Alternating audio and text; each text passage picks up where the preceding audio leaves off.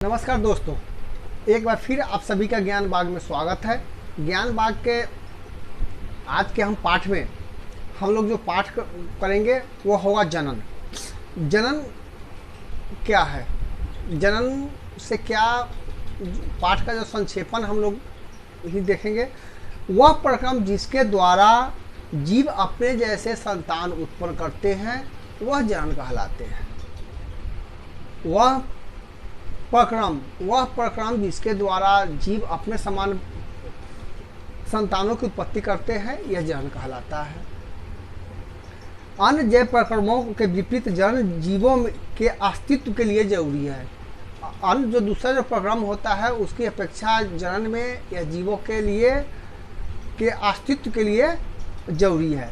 जनन के द्वारा ही जीव अपनी जातियों का परीक्षण करते हैं। जनन के द्वारा ही जीव क्या होगा, अपनी जातियों का परीक्षण करेगा। जैसे अगर मवेशी है तो उसका जो जनन होगा उसमें मवेशी ही होंगे जिसमें कि 4 पैर होंगे। मानव है तो उसमें मानव ही होंगे। तो जाति का अभिप्राय यहाँ पर यह है कि वह किस मानव है, पशु है या किस श्रेणी में वह आता है। जनन मुख्यतः 2 प्रकार के होते हैं। जनन मुख्यतः 2 प्रकार के होते हैं, अलैंगिक और लैंगिक। जनन में डीएनए प्रतिकृति एवं अन्य कोशिकाओं संगठन का सृजन होता है। जनन में डीएनए प्रतिकृति और अन्य कोशिकीय संगठन का सृजन होता है। अलैंगिक जनन में पैदा होने वाले संतान आनुवंशिक गुणों के ठीक जनकों की तरह होते हैं, क्योंकि उनमें युग्मक का संलग्न नहीं होगा। इसमें युग्मक का संलग्न नहीं होता है, इसलिए अलैंगिक जनन से जो पैदा होते हैं वह संतान आनुवंशिक गुणों में जो गुण उसके माता पिता में है वही गुणों को लेकर के वह होगा। अब है मुकुलन, एक प्रकार का अलैंगिक जनन है। आमतौर पर हाइड्रा ईस्ट में पाया जाता है या हाइड्रा और ईस्ट में पाया जाता है। समान विखंडन 2 प्रकार के होते हैं। विखंडन जो होगा यह 2 प्रकार का होगा, द्विखंडन और बहुखंडन। यह जो भी चीज टुकड़ा होगा या तो 2 टुकड़ा में होगा या 2 से अधिक टुकड़ा में होगा। तो 2 टुकड़ा में हुआ तो द्विखंडन हो गया और 2 से अधिक में हो गया तो बहुखंडन में यह आ जाता है। द्विखंडन में जनक का शरीर 2 बराबर संतति जीवों में, जबकि बहुखंडन में यह कई संतति जीवों में विभाजित हो जाते हैं। दो खंडन में यह 2 में विभाजित होगा और बहुखंडन में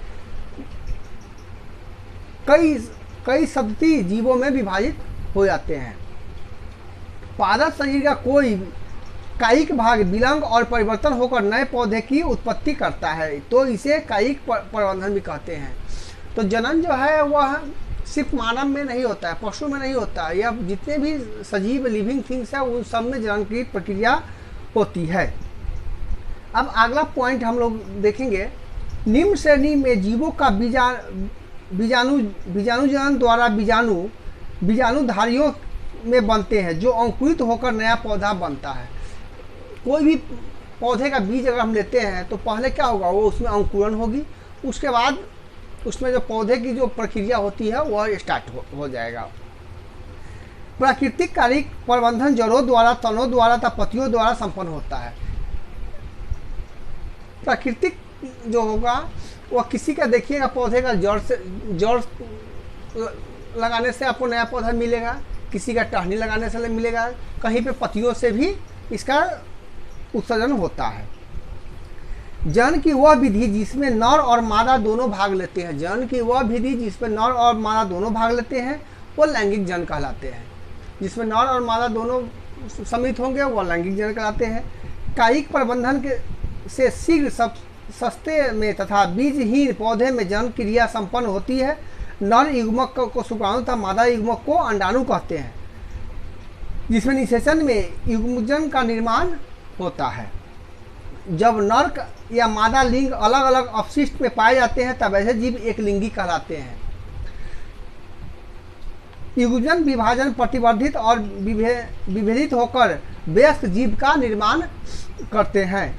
एक समान पुरुष में 4 भाग होते हैं, वराय दलपुज, पुमंग और जयांग। 4 भाग हो गया, वराय दलपुंज, पुमंग और जयांग।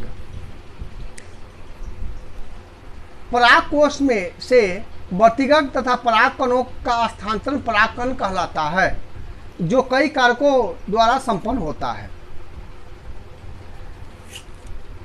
पुमंग नर के और जयांग मादा के जनन अंग है। पुमंग जो है नर का है और जयांग जो है वह मादा का अंग है। परागकण दो प्रकार के होते हैं, स्व परागकण और पर परागकण। मनुष्यों में नर जननांग का वृषण शुक्र अविवाहिकाएं अधिवृषण शुक्रवाहिनी शुक्राशय मूत्रमार्ग शीशन एवं कुछ सहायक ग्रंथियों विद्यमान रहते हैं। पुरुष द्रव शुक्राणु तथा शुक्राशय द्रव मिलकर वीर्य बनते हैं। वृषण शुक्राजनन नलिकाओं का बना होता है। अंडाणु अंडाशय से बनते हैं। अंडाशय में हर महीने एक परिपक्व अंडाणु मिलकर फैलोपियन नलिका का चला जाता है। अब है जनन जो होता है, और स्त्रियों में लैंगिक चक्र 28 दिनों तक चलता है। वीर स्त्री के योनि में स्वखलित होते हैं, जहां से वीर की स्थिति शुक्राणु फैलियम नलिका में पहुंचकर अंडाणु में निषेचन करते हैं, जिसमें युग्मजन का निर्माण होता है। युग्मजन मादा के गर्भाशय में शिशु के रूप में विकसित हो जाते हैं। मनुष्य में मादा जननांग में अंडाशय फैलिफोन नलिकाएं गर्भाशय योनि तथा भग में वल्वा विद्यमान होते हैं। अब जनन के से जो जनसंख्या वृद्धि हो रही है, इसके लिए भी आगे इस पाठ में पढ़ना है। परिवार नियोजन के विभिन्न उपायों का व्यवहार करके जनसंख्या नियंत्रण किया जा सकता है। यौन संबंध से होने वाले संक्रामक रोग लैंगिक जन संचारित रोग एसटीडी कहलाते हैं। जैसे रोग की कई तरह के रोगाणुओं जैसे बैक्टीरिया, वायरस, परजीवी, प्रोटोजुआ, ईस्ट जैसे सूक्ष्म जीवों के कारण होता है। तो यह जनन पाठ का आज हम लोगों ने संक्षेपण देखा है, और उम्मीद है कि यह जो संक्षेप पाठ है यह आप लोगों के लिए फायदेमंद होगा। और इस पाठ से संबंधित जो भी आप लोगों को कठिनाई हो रही है उसको आप कमेंट बॉक्स में डालें, अपने दोस्तों के पास शेयर करें, लाइक करें, सब्सक्राइब करें, और इसी के साथ जय हिंद।